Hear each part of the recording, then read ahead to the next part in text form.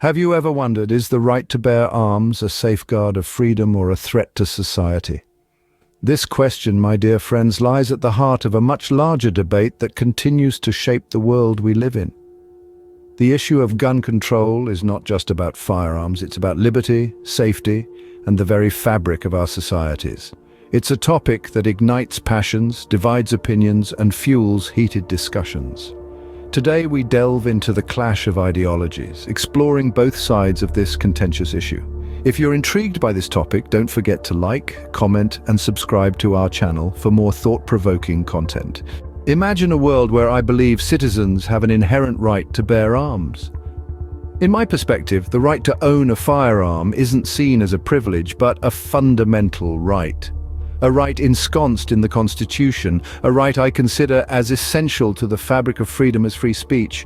Advocates of this viewpoint assert that the right to bear arms is not about hunting or sport, but about the freedom to protect oneself and one's family. In my vision, self-defense isn't just an option, it's a necessity. The belief is that when things go drastically wrong, the police may not always be there to protect you. When every second counts, having a firearm at your disposal could be the difference between life and death. The right to bear arms in this perception is the ultimate safeguard against not just criminals, but any threat to personal safety. But what about the contention that gun control deters crime? Well, proponents for gun rights would counter that criminals, by their very nature, are lawbreakers. In fact, they argue gun control laws only serve to disarm law-abiding citizens, leaving them vulnerable. They believe that a world with strict gun control is a world where only the criminals are armed. In this viewpoint, the gun isn't seen as the issue. It's viewed as a tool, like a hammer or a knife, that can be used for good or ill depending on who wields it. They argue that focusing on the tool rather than the person using it is a misguided effort. The gun, in this perception, is not just a weapon. It's a symbol of personal freedom and responsibility. It's a physical representation of the belief that every individual has the right to defend their life and their liberty. This viewpoint sees gun ownership as a fundamental right and a critical tool for personal protection. No doubt one side of me firmly believes that the right to bear arms is an inherent right, not a privilege. Now picture a world where rigorous gun control measures are firmly established. Imagine a community where the prevalence of firearms is considerably diminished, where possessing a gun necessitates comprehensive background screenings, psychological assessments, and exhaustive training. This is the reality conceived by advocates of stringent gun control, a viewpoint deeply entrenched in the aspiration to shield society from the horrors of gun violence. However, there's another side of me that is concerned about the correlation between gun ownership and gun violence. It's common knowledge that societies with elevated rates of gun ownership often witness more firearms-related fatalities. The United States, for example, has among the highest rates of gun ownership globally, and, in correlation, one of the highest rates of firearm-related deaths. Advocates of gun control contend that by restricting firearms accessibility, we could substantially decrease these figures, exchanging the liberty of unrestricted gun ownership for a safer community. Now let's discuss public safety. Certain arguments propose that the existence of guns makes our roads, schools, and homes less secure. Accidental misuse is a reality. Guns can wind up in irresponsible hands, tensions can elevate, and in a blink of an eye, a firearm can escalate a minor disagreement into a lethal confrontation. By restraining access to firearms, we could possibly avert these heartbreaking occurrences. Finally, there's the conviction that more stringent gun laws can bring down crime rates. The reasoning is straightforward. Less guns equals less crimes. If firearms accessibility is curtailed, it becomes harder for potential criminals to arm themselves, thus reducing the chances of gun-related crimes. These are certainly not the only arguments supporting gun control, but they serve as the foundation of this outlook. It's a perspective that values community safety over personal freedoms, a standpoint that perceives gun control as an essential instrument in combating gun violence.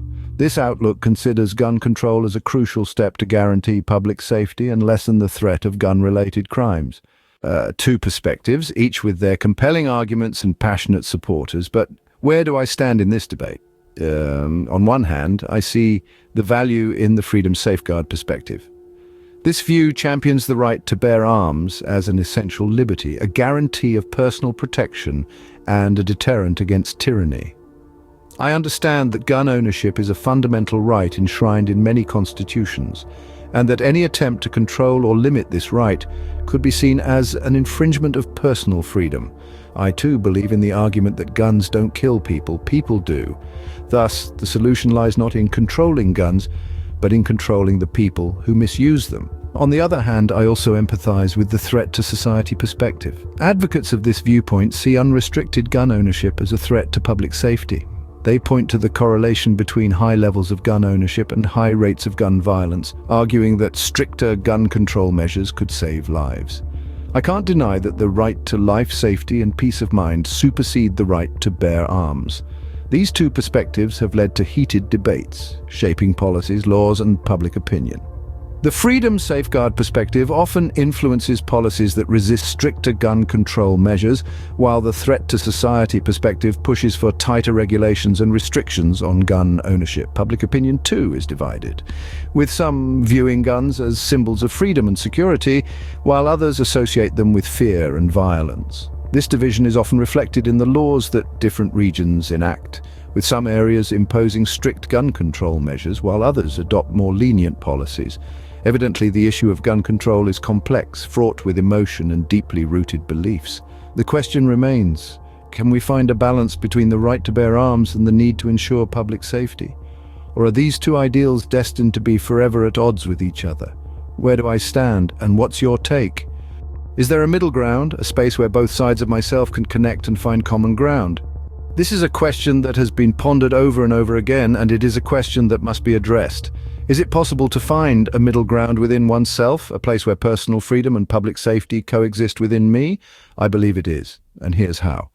First, thorough self-evaluation could provide a solution. This introspection would ensure that any personal traits or behaviors that are incompatible with my best interests are acknowledged and addressed. This is about suppressing parts of myself, but about creating a secure inner environment. Another possibility is mental health care.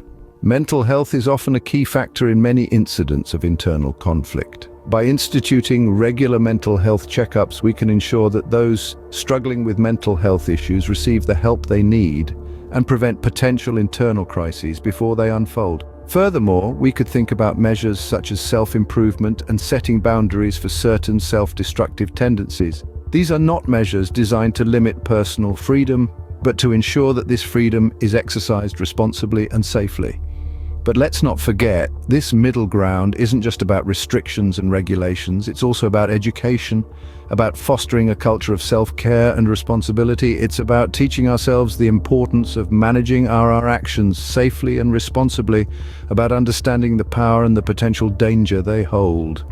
Finding this middle ground won't be easy. It will require open self-dialogue, understanding, and a willingness to compromise. It will require us to look beyond our own viewpoints, to consider the perspectives and concerns of others.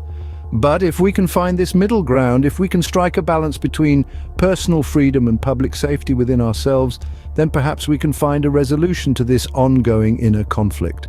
A resolution that the rights of the individual while also safeguarding the safety of one's own well-being. Finding middle ground within may be challenging, but it's not impossible. It requires open self-dialogue, understanding, and a willingness to compromise. As our journey through the gun control debate nears its end, we arrive at a critical crossroads. We've navigated the complex web of this intricate issue, examining two starkly different viewpoints.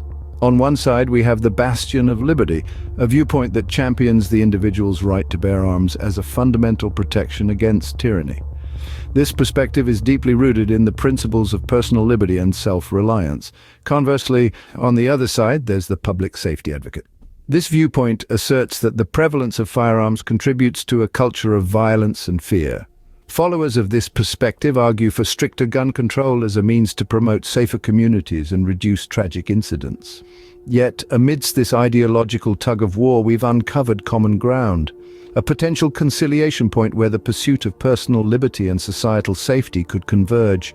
This mutual understanding could include comprehensive background checks, mandatory training, and sensible restrictions on certain types of firearms. However, this isn't a black and white issue with a straightforward solution. It's a nuanced debate that requires thoughtful consideration, respect for differing opinions, and the willingness to find a middle ground. Wrap up our discourse. It's time for reflection. Delve into both sides of the debate, the bastion of liberty and the public safety advocate, and the potential meeting point. Whose side are you on? Make it count.